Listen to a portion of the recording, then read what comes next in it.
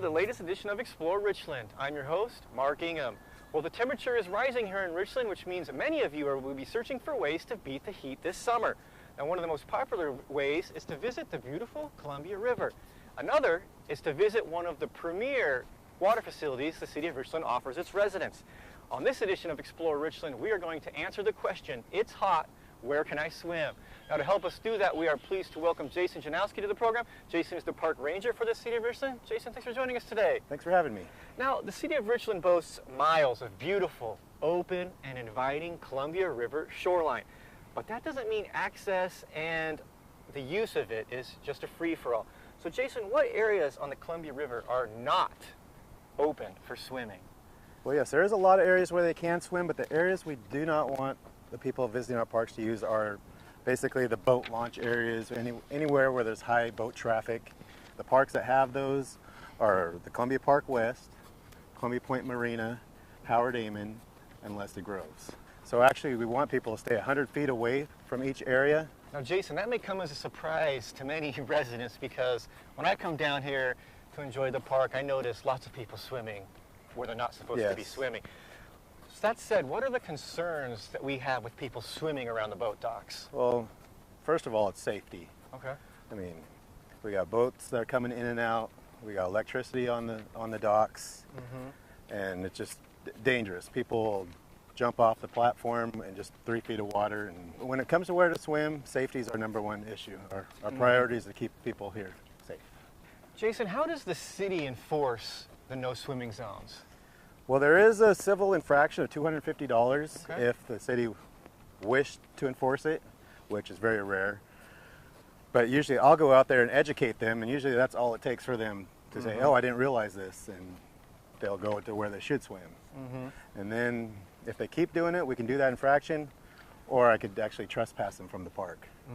And if people are not responsive to your education, you have the power, you will call the cops on them, is that correct? Yeah, we'll call the police to come down, especially in the summertime, a couple times a day. 100 degrees, we know there's going to be people on there, and I'll talk to them, and they'll leave for about 15 minutes, see that I'm gone, and come right back, and then enforcement will come out there and clear them, and that usually does the trick.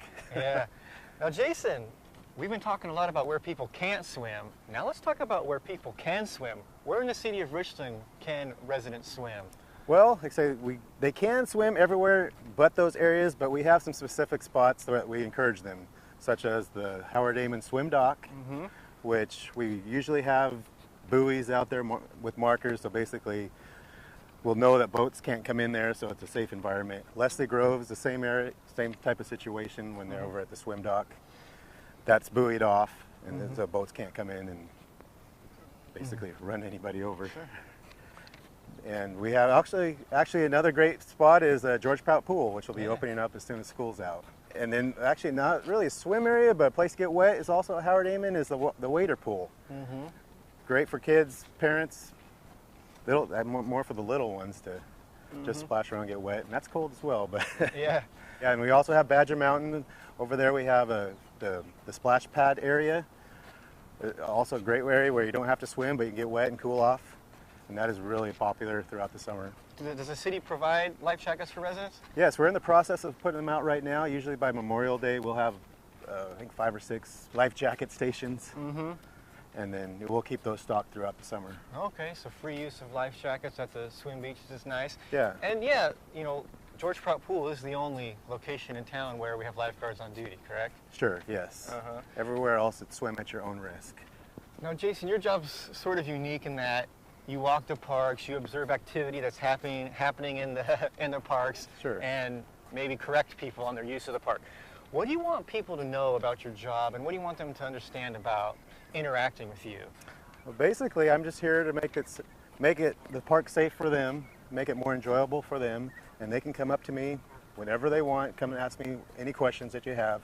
Right now, people are asking quite a bit about why the river's so high, so I'll explain what I can. And actually, I'm almost like a customer service rep out here. Just anyone has any needs, they come to me, and I'm not here to tell them you can and can't do this. I'm here to educate them and tell them that.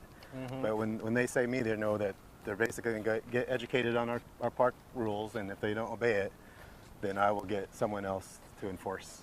Since we have you here, Jason, I wanted to ask you about another common, I guess, violation of our park usage, which is the leash law.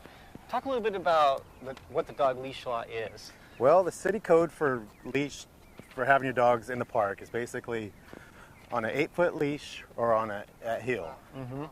So that is actually a big part of my job. I'm out there educating them, letting them know what the rules are, and animal control comes out here quite a bit to enforce that. So I'll let them know that animal control is out as well. This is the code, and they obey it. And then we have a dog park, and if they want to run the dog play fetch, I'll give them the directions for the dog park. Great advice, Jason. Thanks so much for coming on the program and talking with us about where you can and cannot swim here in the city of Richland. Now, if you would like more information on that topic or anything else with the Parks and Recreation Department, feel free to visit them at the link below. And of course, if you want information on anything happening in the city of Richland, please visit us at our webpage at the link below. And remember, if you're not interacting with us on social media, I strongly encourage you to log on and give us a like on YouTube, Facebook, Twitter, and Instagram. I'm Mark Ingham, and thanks for joining me on this edition of Explore Richland.